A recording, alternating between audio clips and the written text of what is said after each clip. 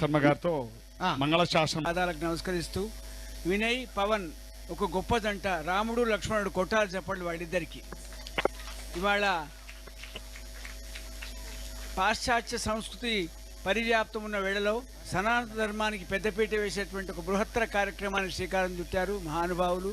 ఈరోజు ఈ తిరంగా ఉత్సవాన్ని ఎంతో ఉత్తేజంతో ఉల్లాసంతో బహుత్తర కార్యక్రమాన్ని నిర్వహిస్తున్న ఈనాటి అపూర్వ సహోదరులు శ్రీ వినయ్ కుమార్ అండ్ శ్రీ ఘంటసుమాల్ పవన్ కుమార్, ఇద్దరు జంట కుమారులు.